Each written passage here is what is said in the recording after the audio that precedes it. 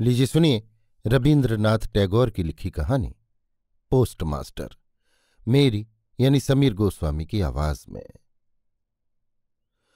नौकरी लगते ही पोस्टमास्टर को ओलापुर गांव में जाना पड़ा। गांव बहुत ही मामूली है। पास ही एक नील की कोठी है। उस कोठी के साहब ने बड़ी कोशिश से यहां नया पोस्ट ऑफिस कायम कराया है।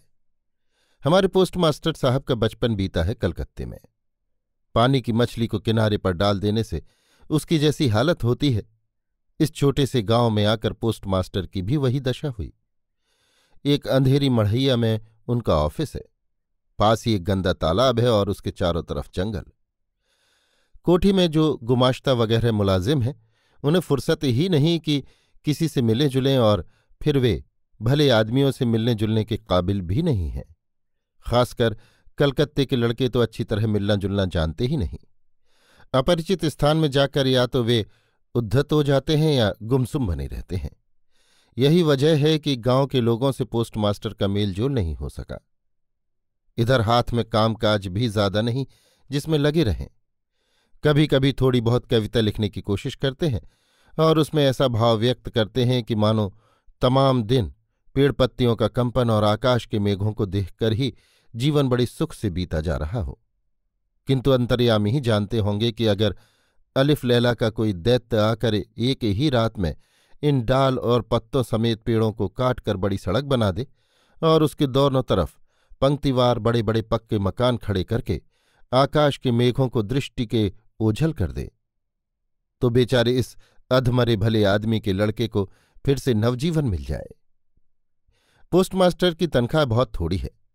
खुद रांध कर खाना पड़ता है और गांव की एक पितृमात्रहीन अनाथ बालिका उनका कामकाज कर देती है। उसे थोड़ा बहुत खाने को मिल जाता है। लड़की का नाम है रतन। उम्र 12-13 साल की होगी। ब्याह की कोई खास उम्मीद नहीं मालूम होती।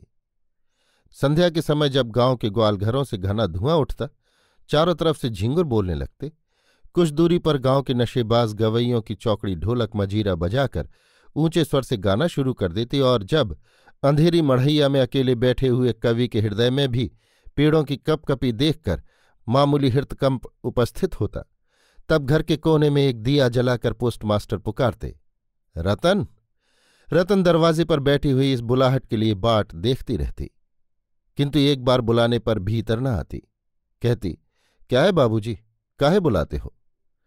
पोस्टमास्टर कहते, तू क्या कर रही है? रतन कहती, अभी चूल्हा सुलगाने जाऊंगी रसोई में। पोस्टमास्टर कहते, रसोई का काम पीछे कर लेना, जा जरा हुक्का तो भर ला। कुछ ही देर बाद दोनों गाल फुलाकर चिलम पर फूंक मारती हुई रतन भीतर आती। उसके हाथ से हुक्का लेकर पोस्टमास्टर झट पूछ बैठते, अच्छा रतन, तुझे अपनी माँ की याद है? उसकी माँ का बड़ा लंबा किस्सा है। कुछ याद है, कुछ भूल गई है। माँ की अपेक्षा बाप उसे ज्यादा प्यार करता था। बाप की थोड़ी थोड़ी उसे याद है। मेहनत मजूरी करके बाप शाम को घर आता था।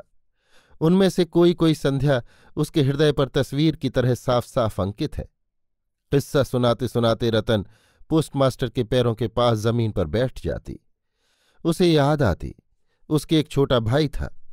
बहुत दिन की बात है, बरसात के दिनों में एक दिन छोटी तलैया के किनारे दोनों भाई बहन मिलकर पेड़ की डाली की छड़ी कांटी बनाकर झूठ मूठ को मछली पकड़ना खेला करते थे। बहुत सी बड़ी बड़ी घटनाओं में से यही एक बात उसे ज्यादा याद आती है। ऐसे ही बातचीत करते करते कभी कभी बहुत रात हो जाती। तब मारे आलस के पोस्टमास्टर की रसोई बनाने की तबीयत न होती। सवेरे की जो कुछ बासी दाल तरकारी बची रहती और रतन जल्दी से चूल्हा सुलगाकर जो 2-4 रोटी सेंक लाती, उसी से रात को दोनों का पेट भर जाता। कोई कोई दिन शाम को उस मढ़ैया के कोने में ऑफिस की चौकी पर बैठकर पोस्टमास्टर भी अपने घर की बात छेड़ते। छोटे भाइयों की, माँ और जीजी की, और प्रवास में सूने घर में बैठकर जिनके लिए हृदय व्यथित हो उठता, उनकी बातें कहते। जो बातें हर घड़ी मन में उठती रहती और जो नील कोठी के गुमाश्तों से भी नहीं कही जा सकती, वे ही बातें एक अशिक्षित और मामूली लड़की से कहते चले जाते, जरा भी हिचकिचाते नहीं। आखिर ऐसा हो गया कि लड़की की बातचीत करते वक्त उनके घरवालों को माँ जीजी भैया कहने लगी। यहां तक कि उसने अपने छोटे से हृदय पट पर उनकी काल्पनिक मूर्तियां भी चित्रित कर लीं। एक दिन वर्षा ऋतु के बादलों से मुक्त दोपहर को कुछ गर्म सुकोमल हवा चल रही थी। धूप से भीगी घास और पेड़ पौधों में से एक प्रकार की महक निकल रही थी। ऐसा मालूम होता था जैसे थकी हुई पृथ्वी की गर्म सांस शरीर पर आकर टकरा रही हो। और न जाने कहाँ की एक जिद्दिन चिड़िया इस भरी दोपहरी में प्रकृति के दरबार में अपनी तमाम शिकायतें बहुत ही करुण स्वर में बार बार पेश कर रही हो। पोस्टमास्टर के हाथ में कोई काम न था। उस दिन वर्षा से धुले हुए पेड़ पौधे, उनके चिकने कोमल पत्तों के हिलोरें और पराजित वर्षा का भग्नावशिष्ट धूप से चमकते हुए स्तूपाकार शुभ्र मेघ सचमुच ही देखने लायक थे। पोस्टमास्टर वही देख रहे थे और सोच रहे थे, काश कि इस समय पास में अगर कोई खास अपना आदमी होता, हृदय के साथ बिल्कुल मिली हुई कोई स्नेह पुतली मानव मूर्ति होती। धीरे धीरे ऐसा मालूम होने लगा कि मानो वो चिड़िया उसी एक बात को बार बार कह रही है और पेड़ों की छाया में डूबे हुए इस सुनसान दोपहर के पल्लव मरमर का अर्थ भी कुछ कुछ वैसा ही है। हालांकि कोई विश्वास नहीं करता और जान भी नहीं पाता, पर छोटे से गांव के मामूली तनख्वाह वाले सब पोस्टमास्टर के मन में इस गहरी गुमसुम दोपहरिया में छुट्टी के दिन ऐसा ही एक भाव उठा करता है। पोस्टमास्टर ने एक लंबी सांस छोड़कर पुकारा, रतन। रतन उस समय अमरूद के पेड़ के नीचे बैठी कच्चा अमरूद खा रही थी। मालिक की आवाज सुनकर वो तुरंत दौड़ी आई और हांफती हुई बोली, भाऊजी मुझे बुला रहे हो? पोस्टमास्टर ने कहा, तुझे मैं थोड़ा थोड़ा पढ़ना सिखाऊंगा। इसके बाद दोपहर भर उसे वे ई सिखाते रहे। इस तरह थोड़े ही दिनों में उसे युक्ताक्षर तक पढ़ा दिया। सावन का महीना है, वर्षा की कोई हद नहीं। नहर, बंबा, ताल तलैया, नदी नाले सब के सब पानी से भर गए। रात दिन मेढकों की टर और वर्षा की झमझम आवाज सुनाई पड़ती रहती है। गांव की सड़क पर चलना फिरना करीब करीब बंद हो गया है। नाव पर बैठकर हाट जाना पड़ता है। एक दिन सवेरे से ही खूब बादल छा रहे थे। पोस्टमास्टर की छात्रा बहुत देर से दरवाजे पर बैठी बुलाहट की बाट जो रही थी, किंतु और दिनों की तरह नियमित पुकार न होने से अंत में वो खुद ही अपनी पोथी लेकर धीरे धीरे घर के भीतर पहुंची। देखा पोस्टमास्टर अपनी खाट पर पड़े हैं। उसने ये सोचकर कि बाबूजी आराम कर रहे हैं, धीरे से बाहर निकल जाना चाहा।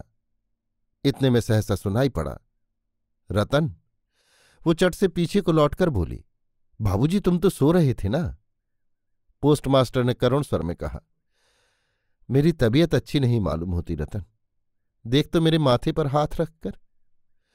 इस निहायत निसंग प्रवास में घनी घनी वर्षा से रोग पीड़ित शरीर को जरा सेवा पाने की इच्छा होती ही है।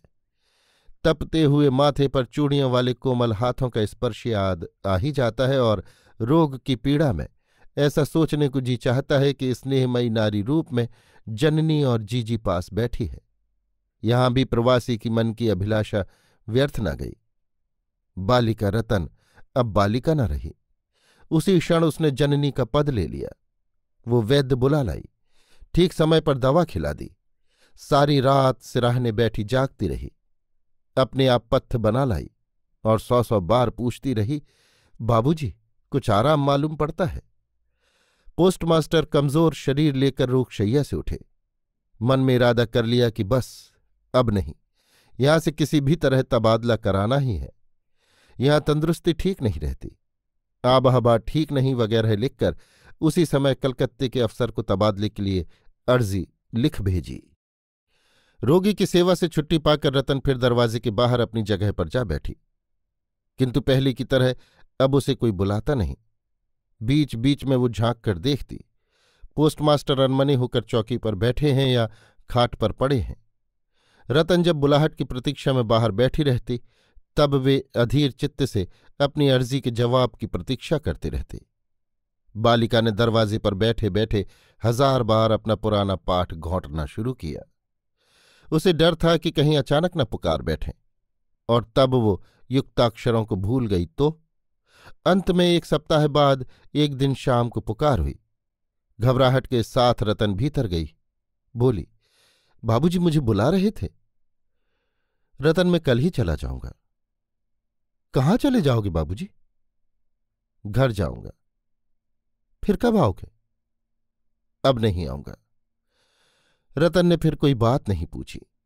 पोस्टमास्टर ने खुद ही उससे कहा, मैंने तबादले के लिए अर्जी दी थी, अर्जी मंजूर नहीं हुई, इसलिए काम छोड़कर घर चला जाऊंगा। बहुत देर तक दोनों चुप रहे।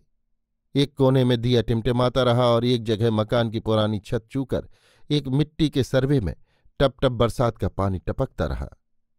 कुछ देर बाद रतन धीरे से उठकर रसोई घर में रोटी बनाने चली गई। और दिन की तरह उसमें उतनी फुर्ती नहीं थी। शायद बीच बीच में उसे बहुत सी चिंताएं आ घेरती थीं। पोस्टमास्टर जब खाकर उठे तो बालिका अचानक पूछ बैठी, बाबूजी, मुझे अपने घर ले चलोगे? पोस्टमास्टर ने हंसकर कहा, सो कैसे हो सकता है? बात क्या है सो उन्होंने समझाने की जरूरत नहीं समझी। रात भर सपने में और जागते में बालिका के कानों में पोस्टमास्टर की वही एक हास्यध्वनि गूंजती रही, सो कैसे हो सकता है। सवेरे उठकर पोस्टमास्टर ने देखा कि उनके नहाने के लिए पानी तैयार है। कलकत्ते की आदत के अनुसार वे बाल्टी में रखे हुए पानी से नहाते थे। किसी कारण से बालिका उनसे ये न पूछ सकी कि वे किस वक्त जाएंगे, कहीं तड़के ही न जरूरत पड़े। इस ख्याल से रतन ने पौ फटते ही नदी से पानी लाकर रख दिया था। नहा चुकने के बाद रतन की पुकार हुई। रतन चुपचाप घर के भीतर पहुंची और आज्ञा पाने की आशा से उसने एक बार मालिक के मुंह की ओर देखा। मालिक ने कहा, रतन, मेरी जगह पर जो बाबू आएंगे उनसे मैं कह जाऊंगा, वे तुझे मेरी ही तरह जतन से रखेंगे। मैं जा रहा हूं, इसके लिए तू फिक्र मत कर। ये बातें अत्यंत स्नेह और दयार्द्र हृदय से निकली थी, इसमें संदेह नहीं, पर नारी के हृदय को कौन समझे। रतन ने अनेक बार मालिक के अनेक तिरस्कार चुपचाप सहे हैं, किंतु आज की ये मीठी बातें उससे नहीं सही गईं। वो एक साथ सिसक सिसक कर रोने लगी। बोली, नहीं नहीं, तुम किसी से भी कुछ मत कह जाना, मैं नहीं रहना चाहती। पोस्टमास्टर ने रतन का ऐसा व्यवहार कभी न देखा था। इससे वे दंग रह गए। नया पोस्टमास्टर आया। उसे सारा चार्ज समझाकर पुराने पोस्टमास्टर चलने की तैयारी करने लगे। चलते समय उन्होंने रतन को बुलाकर कहा, रतन, तुझे मैं कभी भी कुछ दे नहीं सका हूं, आज जाते समय तुझे कुछ दिए जाता हूं, इससे तेरी कुछ दिनों की गुजर चल जाएगी। अपनी राह खर्च के लिए थोड़े से रुपए निकालकर जो भी कुछ तनख्वाह के रुपए मिले थे उन्हें वे जेब से निकालकर देने लगे। तब रतन ने धूल में लौटकर उनके पैर पकड़कर कहा, बाबूजी, तुम्हारे पैरों पड़ती हूं, मुझे कुछ मत दो। तुम्हारे पांव पड़ती हूं, मेरे लिए किसी को भी कुछ सोच करने की जरूरत नहीं। इतना कहकर वो वहां से भाग गई। भूतपूर्व पोस्टमास्टर एक गहरी सांस लेकर हाथ में कारपेट का बैग लटकाए, कंधे पर छतरी रखे, मजदूर के सिर पर नीले और सफेद रंग की लकीरों से रंगा हुआ टीन का बकस रखवाकर धीरे धीरे घाट की तरफ चल दिए। जब वे नाव पर चढ़े और नाव छूट गई, वर्षा के पानी से दूर तक फैली हुई नदी जब आवेग से निकले हुए पृथ्वी के आंसुओं की तरह चारों ओर चमकने लगी, तब हृदय के भीतर वे एक गहरी वेदना का अनुभव करने लगे। एक साधारण गांव की लड़की का करुण चेहरा और उससे भी करुण आंसू भरी आंखें मानो एक विश्वव्यापी वृहत अव्यक्त मर्म व्यथा बनकर उनके हृदय को व्यथित करने लगीं।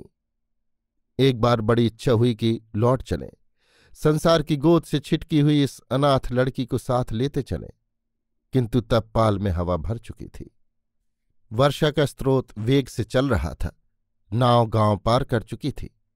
नदी के किनारे का शमशान दिखाई दे रहा था और तब नदी के प्रवाह में बहते हुए पथिक के व्यथित हृदय में इस तत्व का उदय हो रहा था कि जीवन में ऐसे कितने विच्छेद, कितनी मौतें आती रहेंगी।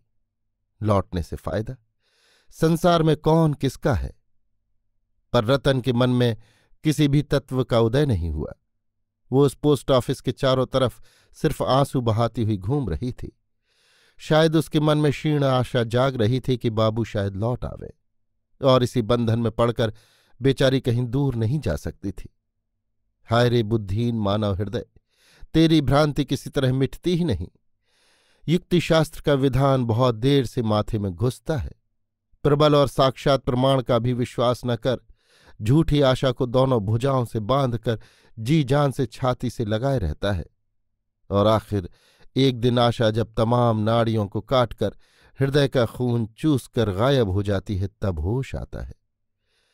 किंतु आश्चर्य है, फिर तुरंत ही दूसरे भ्रांति जाल में पड़ने के लिए उसका चित्त व्याकुल हो उठता है।